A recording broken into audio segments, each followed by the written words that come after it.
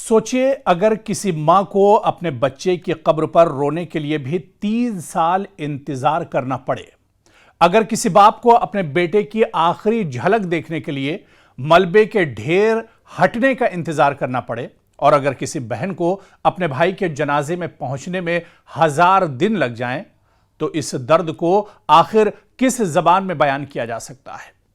غزہ میں ایسا ہی ایک دل دہلا دینے والا منظر دنیا نے دیکھا ہے، جہاں 3 سال بعد یعنی 112 فلسطینیوں کی اجتماعی نماز جنازہ ادا کی گئی۔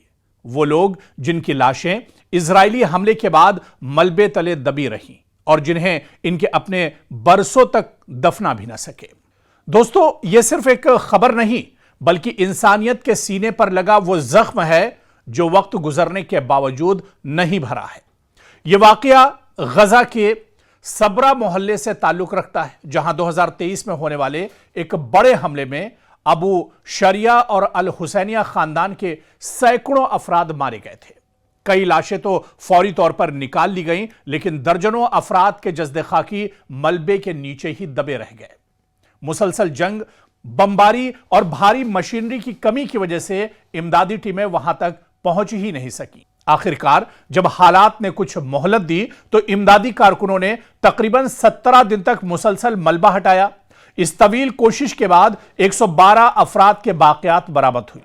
کئی لاشیں اس قدر خراب ہو چکی تھی کہ شناخت کپڑوں، زیورات یا جسم پر موجود مخصوص نشانات سے کرنا پڑی۔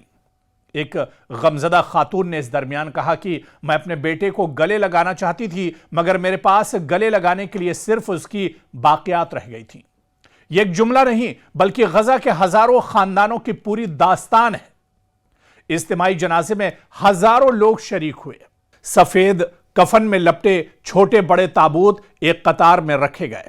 کوئی اپنے والد کو ڈھونڈ رہا تھا، کوئی اپنی ماں کو، کوئی اپنے بچوں کو، اور آنکھوں میں آنسو تھے، دلوں میں برسوں کا درد تھا، اور زبان پر صرف ایک دعا تھی کہ اللہ ان سب کو اپنی رحمت میں جگہ دے۔ غزہ کی سول ڈیفنس کے مطابق ابھی بھی ہزاروں افراد ایسے ہیں جن کے جسد خاکی ملبے تلے دبے ہوئے ہیں۔ محدود وسائل اور مسلسل تباہی کے باعث ان سب تک پہنچنا آسان نہیں بلکہ ناممکن سا ہے۔ اور یہ منظر صرف فلسطین کی کہانی نہیں بلکہ پوری انسانیت کے ضمیر کے لیے ایک بہت بڑا سوال ہے۔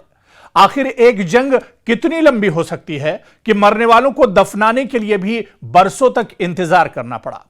آخر دنیا کب تک صرف تصاویر دیکھتی رہے گی، بیانات دیتی رہے گی، اور معصوم خاندان اپنے پیاروں کی آخری رسومات کے لیے ملبہ ہٹنے کا انتظار کرتے رہیں گے؟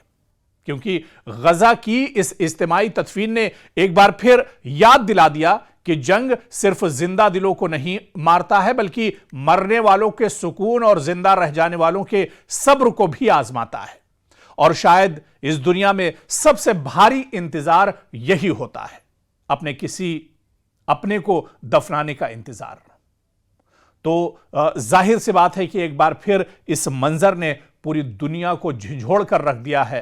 ہم امید کرتے ہیں کہ جنگ کا سلسلہ اب تھمے گا، امن اور بھائی چارے کی بات ہوگی، اور جس طرح سے اسرائیل نے خون خرابہ کیا ہے، اب یہ دور ایک طرح سے غزہ کے سر سے ہٹے گا، اور غزہ کے لوگوں کو بھی اب آنے والے دنوں میں یعنی مستقبل میں امن نصیب ہو پائے گا۔